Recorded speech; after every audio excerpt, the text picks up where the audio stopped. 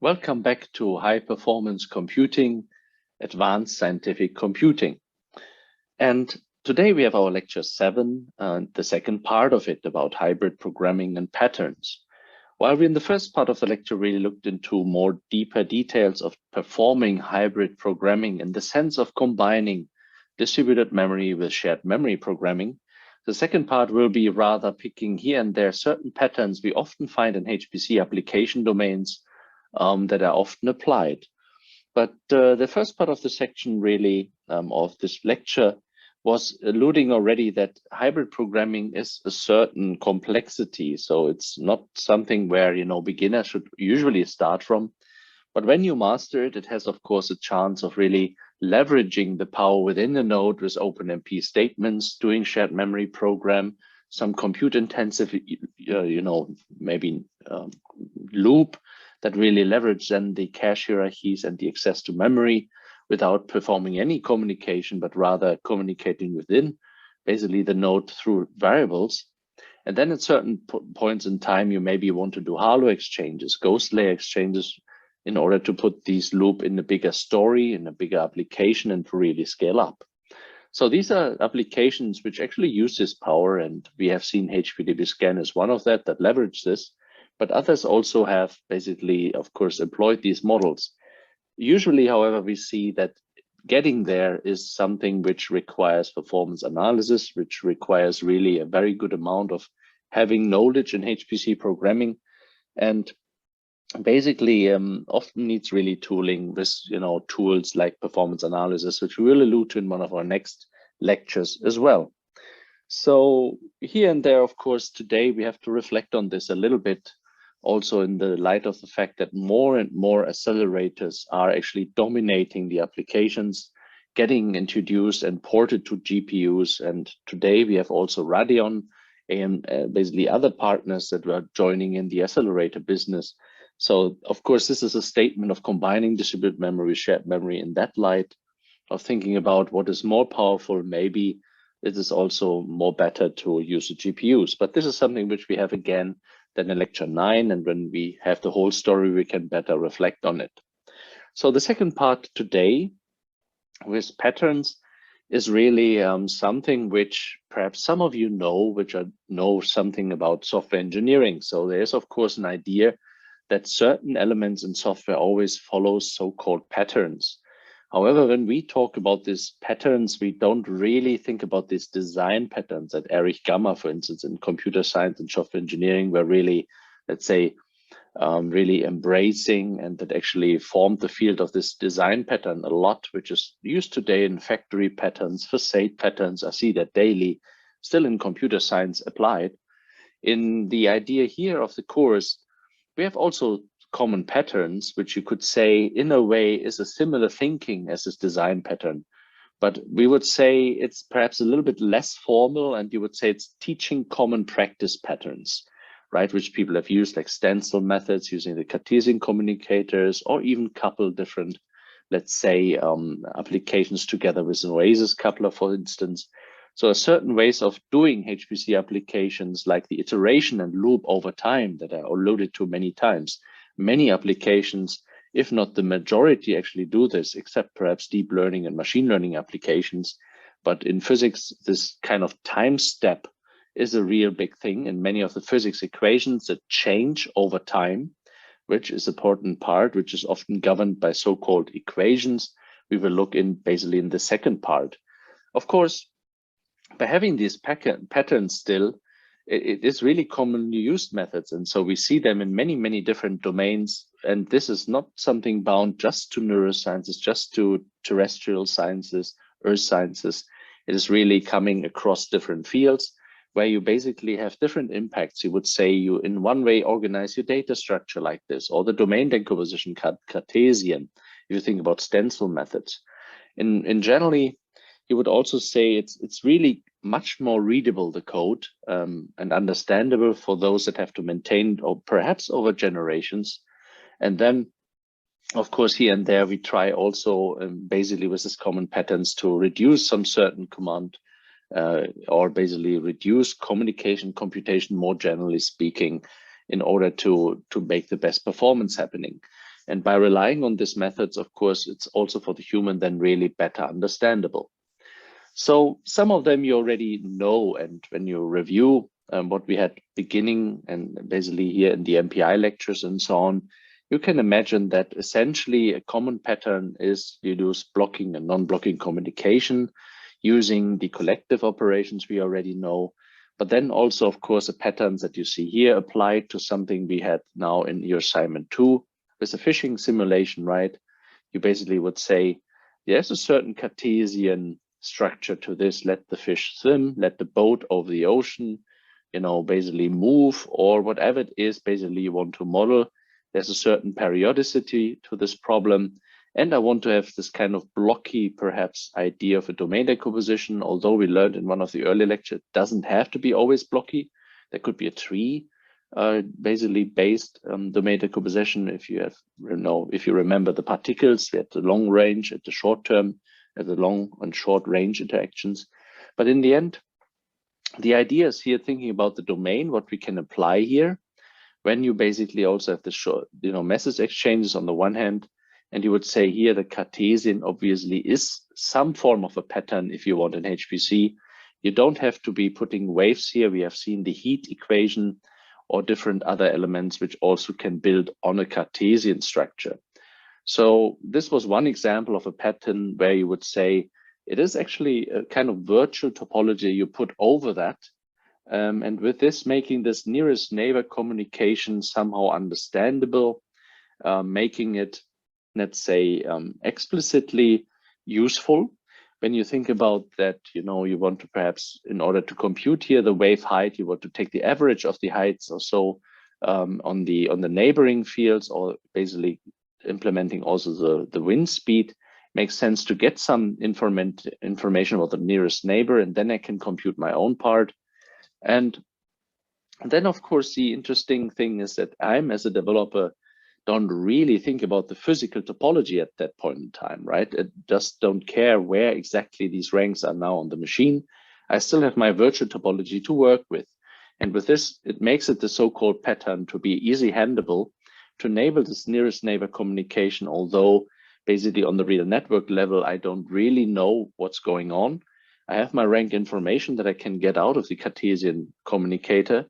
But that's why basically we see that these communicators, and particularly the Cartesian communicators, of course, are often used, but always thinking about that you can even create new communicators which have equally power, splitting existing communicators that we did already, or basically working with other groups of processes that are bound to a communicator. So this would be something we can call a sort of pattern here in HPC, that many people applying this grid, or basically this Cartesian grid structure. And it has not to be only water. It can be in many different areas. As you see, we have some more implementations than I will show you on the basically groundwater modeling or so. Then another pattern is, of course, in a sense, not only doing this domain decomposition and thinking then about essentially then the communication I need for this, and the idea of basically doing this and message exchanges. Here we talk about now applying so-called solvers or codes, always basically with the idea of breaking this formula to this one little cell that we have there, and basically making it a stencil iterative method, which means for every part of the cell, you do essentially the same thing. Maybe you to perform a Harlow exchange, of course, but the way how you treat each of these cells are basically very similar. And you combine it with numerical methods, you combine it with field elemental codes, whatever. But the idea is to have a certain regular part to these applications, right? And this is what we call this fixed pattern, like a stencil. And you update always this array elements or whatever the data structure is within it.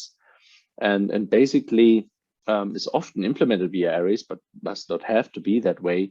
And it's often used in computational codes. And I will give you an example that you already know from previous lectures. Here's one where you basically would say the heat equation within a room. When you think about, you have an initial heat map, and over time you want to understand 50 rounds, 200 rounds, how the actually heat in the room is basically coming. to play, we have the so-called heat dissipation example. There's a real governing equation that we can use for solving this with physics. And so we can really implement it as a stencil method because it's essentially only dependent more or less in this formula on the arithmetic mean from these 4 neighbor cells. If you now draw your attention of 2D, Jacobi, for instance, right? So basically this is something which, you iterate over it every time you have this kind of 4 values sent to this one processor, and you do the same stencil or the same idea that you see here for each of the different cells, right? And then by taking the arithmetic mean, you take this into your own equation in order to understand basically what the heat around you perhaps contributed to the heat within your cell, something we already were talking about, that here it's a more zoom in order to compute time step 1, you start at time step 0. But that means in order to correctly compute time step 1, you have to ensure to get the value from the previous time step T0 here basically to the process here, or to basically this particular cell, in order to perform then essentially a correct computation. And this is the idea of doing this, basically iteratively converging, hopefully over time, to some certain, let's say, constraint or some certain goal. But in the end, it's just time step after time step. You do the same thing, halo exchanges across these different cells, if you have to, of course, thinking now about the power, which is a little bit shown here with, caches and shared memory. So when you do this within shared memory, of course, this might be just another array in another time step that you can quickly access in order to do and get the values, right? So for shared memory, this could be also very powerful instead of doing the real halo exchange with MPI. So this is one example, really, what is very often applied. And you see the benefit here, for instance, when you do, of course, then cache contents, when you do essentially the idea of doing shared memory program, that you maybe have the chance of being even faster than just accessing the memory, which is cache really, to really get then again maybe a good performance improvement. But this is already, as you imagine, then again a really interesting, let's say, tuning of sort. Much more important for me is that you understand now the general principle behind this stencil methods. You have a certain equation. We use the diffusion equation, but could be anything that is governing a little bit this tile, like the wave equations or so, which propagating maybe over time then the wave over the ocean in one certain direction, depending on the wind speed. So that's why we have always this notion of basically sweep and repeat, right? You basically compute and then you basically sweep, do the exchanges here, and then basically do the next time step and the next time step. And in your fishing simulation, that's exactly what you want to do. You have to, on top of my Cartesian simulator part, or Cartesian grid really, you have to implement a loop which is governing these time steps, the overall time steps that you have to add in order to do this. Here's a more physical representation of that. And I think it's a good idea not to understand now in detail, perhaps the complete, diffusion equation and so on. But you see how that could be then implemented, and usually is in terms of these loops, where you would see that here it's again the arithmetic mean, right? We take 1/4 from 4 of the, basically neighboring cells, which you see here with the indicators, when you put these grid over it. And by this, you have basically the change over time of this, which you see a little bit alluded here like this, which is computed based on these equations and every time step. Right here, so the T here is, of course, and here the delta is a change over time, and the diffusion equation makes it possible to really compute this relatively accurately if you have the boundary condition right. So boundary conditions like what is the heat in the room before you start, how are influential factors like in air conditioning and so forth. But these are more advanced topics. Here it's just understandable that in the end, you do the very same thing on all these different parts, making it a stencil method. Some would say putting an isotropic lattice basically here on this problem domain. And with this, you have then basically the chance to really do lots of, speed ups with the code. You can really think about that in certain perspective. You can we see cache hierarchy that I alluded to earlier. Basically win a lot of performance because you have always this nearest neighbor communication. You have always the idea that the previous time step depends, or the new time step really depends on the previous time step. So you will access that again, although you just computed it essentially in the previous time step. So basically there's a chance of doing this, for instance, if you do also shared memory programming and so forth. And with this, you have a very interesting setup, which you in one way or another just exchange the equation here, what you want to do in physics, with another set, what you want to do in terms of physics, and have the same general blueprint that you can basically apply to many different problems. Hence making it a pattern. And when you then basically go from shared memory away, let's say the whole memory fits into memory, then you're nice and you have a nice problem there that you basically can also then of course have benefits of caches and so on. But basically we have already understood that usually in a bigger problem here, alluded with this interesting graphic here, we would go to distributed memory and there's no access to neighbor. And that's why we do this so-called boundary and then halo exchange. We discussed earlier a little bit already, the halo idea is to do an artificial grid element basically to the domain, which not really exists. It rather captures essentially basically the domain in the previous time step of the other. And you would do this, of course, in both directions. And this ensures that in the next time step, when you basically want to compute essentially here, especially on the boundary, right? That is a key problem. You would usually have better access when you come to the original domain here inside somewhere. But when you're at the boundary of one domain towards, let's say, another processor that is also modeling this, the distributed memory will prevent you to have directly access to this particular part here or this particular part here. So you have to ensure that in this time step where you compute it in T0, you end essentially with informing the other basically domain part, right, of the domain decomposition with the values we have here in order to completely compute correctly these fellows here in the next time step. Because otherwise, let's say when we take the Jacobi here with arithmetic mean, it would be an error or basically wrongly computed. And that's why basically also these processors have to wait for each other before they do the halo exchange to make sure you have a correct physical situation before you do this halo exchange and then compute the next time step. So this is the so-called sweep, where basically all these boundary values have to be before basically have to be, of course, exchanged, right, in this communication in order to do the sweep over this domain with this kind of so-called stencil methods then possible. So this can be loaded for the performance of the application. And one example I gave you here is also to think about then about communication costs. So the first view of this would be if I have, let's say, this application domain here, let it be your ocean with the basically fishing simulation, for example, or any other, let's say, domain that we want to simulate.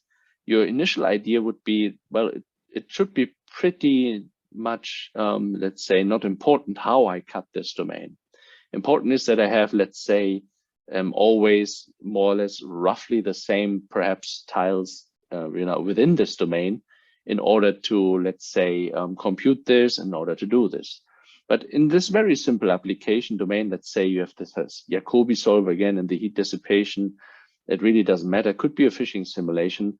The interesting thing is that you do this nearest neighbor communication very, very often in each time step, for instance, to exchange the halo, right? And then when you have this MPI communication overhead in each of these different time steps, and that's now the point, you don't do the communication once, you do it in every time step, it can accumulate. And basically, as the graphic here suggests, if you do a domain decomposition that looks like this, which I call here 3 times 16, if you want, with the communication, then essentially you see it's had a communication amount of 48. And this is not a big problem if you do it once, but if you do it compared to this one, which has this kind of blocky notion. And that's why many people go to this blocky notion. You will see that the overall communication exchange to your neighbors, in fact, has been reduced to 32. It's just 4 times 8. You can look in this more in detail, but it is actually true. And if you do this now in every time step, it will accumulate this performance gain. So long story short, this halo regions and these boundary layers have to be really looked at.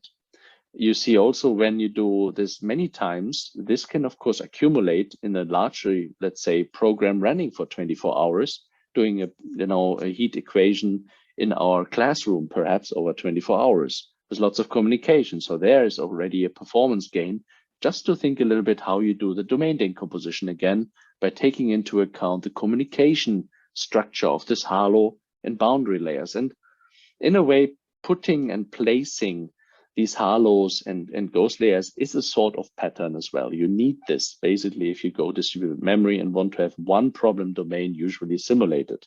It doesn't have to be the heat dissipation in a room, can be the same in a burning train, whatever.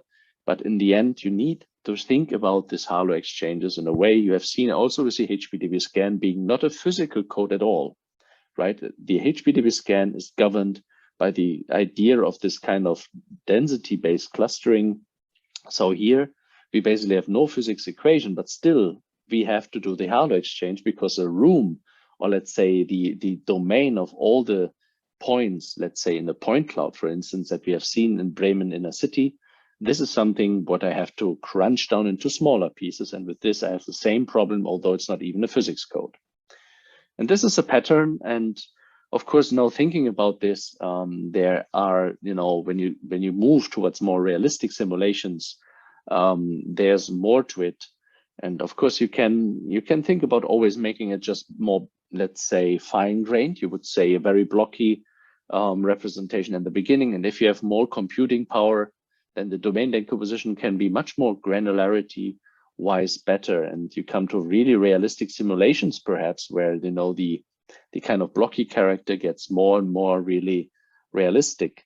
But then, of course, you don't want to do it just because of the granularity. Also think about what that means. Could add maybe also much more granularity in terms of objects. You want to have more boats, more fishing. Perhaps you incorporate the birds that steal the fish on the boat. Maybe you would have oil platforms, you have people. You can have all sorts of details basically inside these realistic simulations. And you have lots of different aspects which are governed by different physics parts. You would say rainfall, ocean waves, and then the wind itself, maybe oil in the ocean distribution after an oil accident, whatever it is, a storm of sort. They're all governed here and there by different equations of physics. Although, of course, the similar nature will be then, in order to compute this, again, you would put that grid over it and then have the difference computed, perhaps over time. And by this, you really have now an interesting part where it has also limits, what you can do with these simulations, of course, in terms of computing, in terms of memory, but also how you model this. Because essentially, not all is governed by the same idea of these kind of equations. So that's why I give you a little bit more example how people are actually going towards this, also in light of the fact that the equations that we have in physics often are actually very hard to solve. So the mathematical model that gives rise to these equations need to be simplified. And even that would be not enough. That's why people talk about approximation of these problems with so-called numerical methods, which is in a sense, also another pattern. Yeah, you would basically see that many of these behaviors, when we had to have this change of state in this particular system, let's say here, I give you a very good example of essentially doing a realistic terrestrial simulation, perhaps, and still it's simplified, right? Where you have precipitation, you have evaporation, you have lots of different laws of physics which play into this, let alone the materials that you find here on the land. And the number of radiation that you probably have from the sun, depending on weather.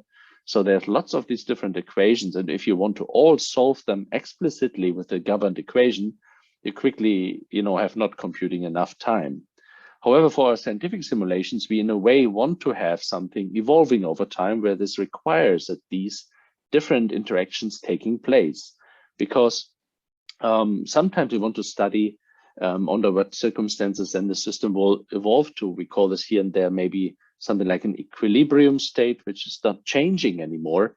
Or basically, is there some certain form of a periodic state where essentially we see that the system returns again over time too.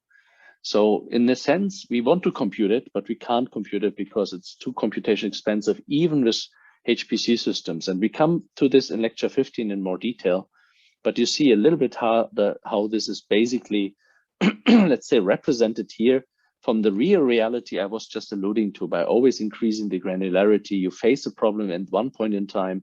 That's not the granularity which is the problem, but rather the mathematical equations, the physics equations that you all need to compute on these tiles. So you would have, let's say, this mathematical model then that should represent the part of the reality, and then you do some simplified mathematical models leading you to this so-called numerical methods.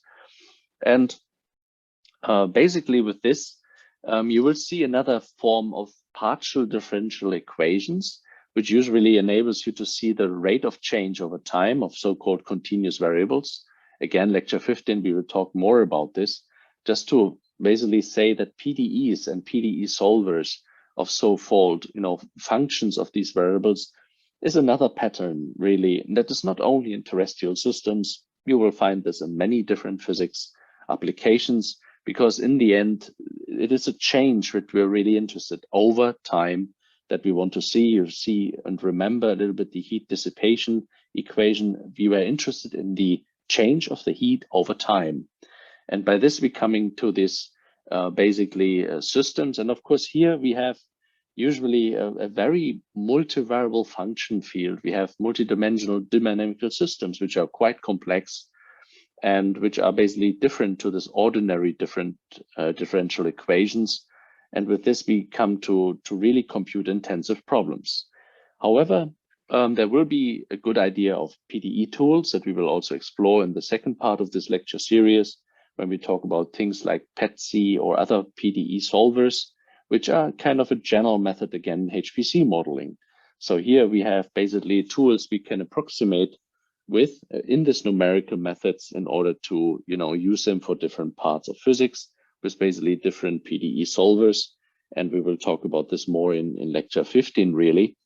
And it could be lots of phenomena we will cover. So from sound or electrostatics, fluid flow, they all in one way or another basically can be described by this PDEs. And we will have a note, of course, of this over time to really see how this dynamical changes of these systems are applying.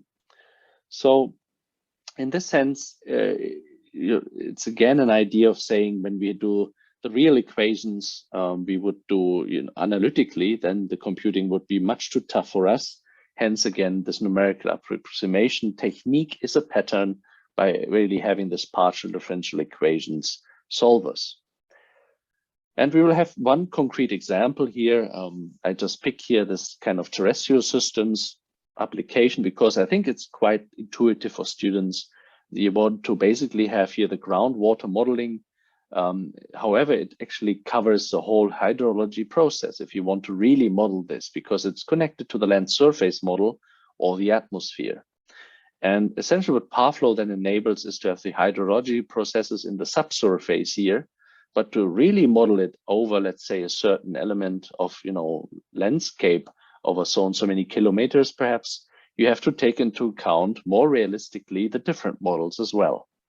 So here we are basically at the idea of having an idea of how groundwater modeling now is actually together with surface water to be considered.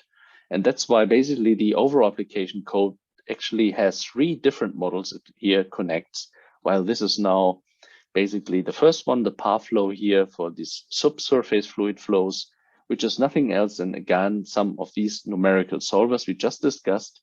And it's already there since 10 years. And we will look into this for basically lecture 15 more in detail. And you still see that when you have a groundwater model right, and you want to have the model the really terrain and basically understand this groundwater and the hydrology processes in this particular sphere correctly, it's limited by just looking on groundwater modeling. You have to go another way. and then also combine to the other ones.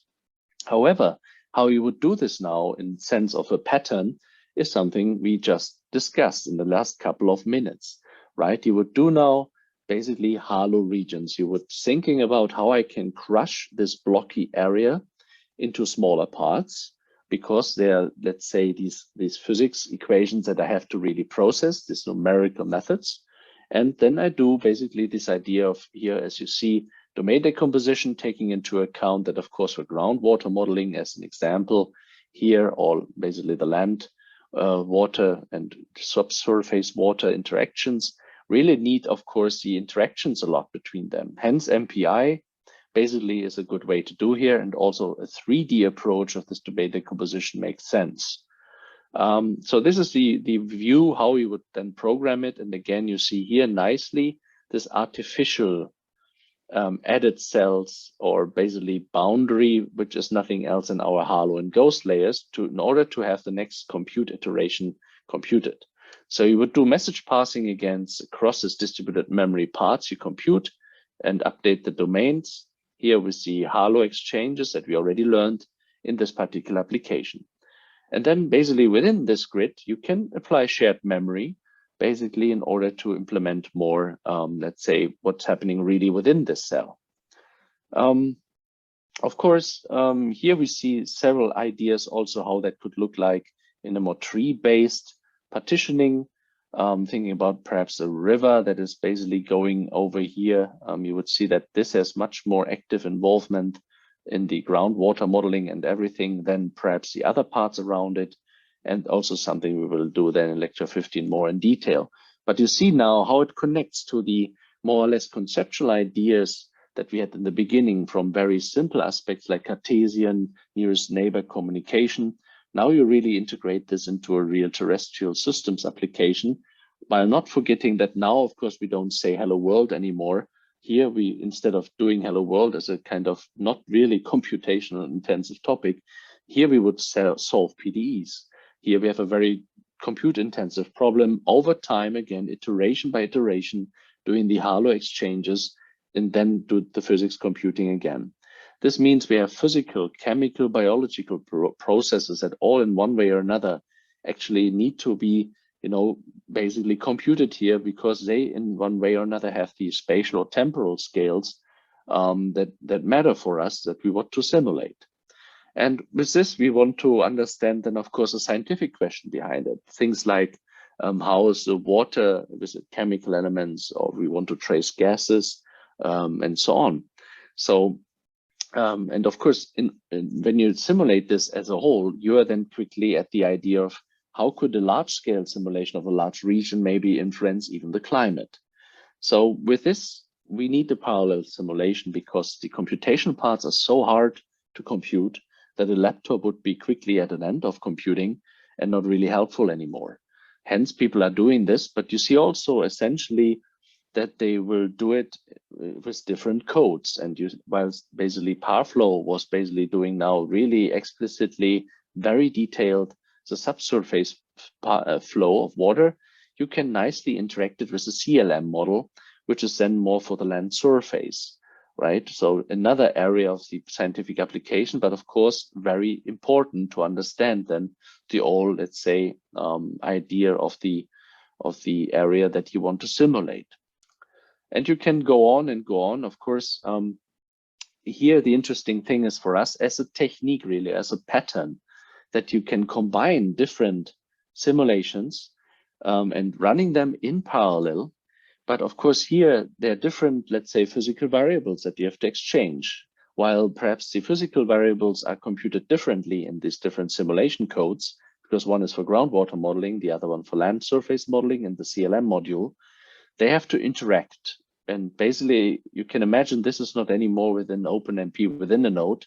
Here, rather, basically, you combine this then with the MPI across nodes in order to do these different modeling techniques and to scale really to a fine granular grid where you can maybe, let's say, just have the influence of a river that, is basically flooding or so investigated. And you do this with a coupling technique, which is another, let's say, pattern here and there people have applied, which is essentially relatively hard. Also, it's not so easy. You can imagine also the number of processes you need for the one processors. Dealing with groundwater model may be not the same you require for the land surface model. So we talk about different allocations here and there of CPUs in order to solve these problems. The time steps should be somehow, let's say, homogenized or equal between those and synchronized. And for each of these interactions in the time step, I need the physical variables to exchange. Hence, we need this kind of coupling performant in a performance way. And when we look at some other applications, we will also see some patterns. One of it is here where you see a little bit the scale idea. So you have different scales you want to look at in HPC. You see here when you're in proteins in nanometers, or when you have cells and synapses in micrometers. When you have the whole bodies, you would talk about meters. You basically have millimeters if you talk about the brain regions, which are then with cortical regions, maybe here and there, responsible for different functions in the human brain. Long story short, if you want to be towards reality and really want to implement a scientific HPC application, you also would be thinking about these scales. There's not one application that just easily, moves between all those different scales, because all these different scales have usually constraints. They have governed laws of physics, how they interact, how they work. So it's basically hard to really, create this one application that now nicely zooms from the whole body down to the proteins. So you would really found rather on each of these scales, really specific applications that then, of course, use the power of HPC to scale up, just to have more in their, let's say, scale simulated. One best example is perhaps if you want to have the whole human brain simulated, which we can hear at this particular time of light, still only to a 4.5%, for instance, for many different problems. This is absolutely not yet where we are at this point that we can simulate a whole human brain.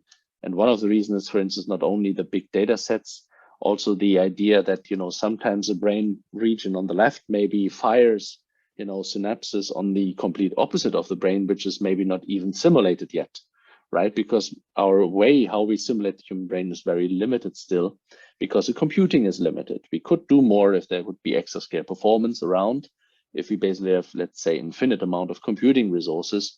And you see that basically 1 second of biological time, right? So now think about this, what I'm saying.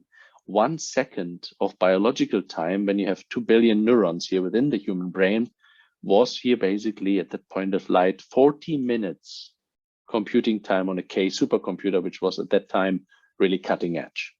So in other words, we really need much more computing to understand some of the realistic behaviors in the human brain. We are there, let's say, already very well progressed in the Human Brain Project, but of course we can understand much more in codes which are becoming available, like the NEST code, for example, that is then really scaling up.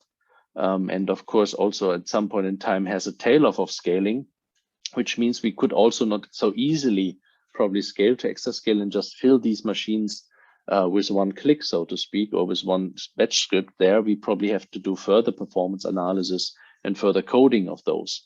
However, the principles which are included in this NEST, for instance, as one of the application domain we will also look later on in one of the later lectures, it captures the same essence again of doing domain decomposition.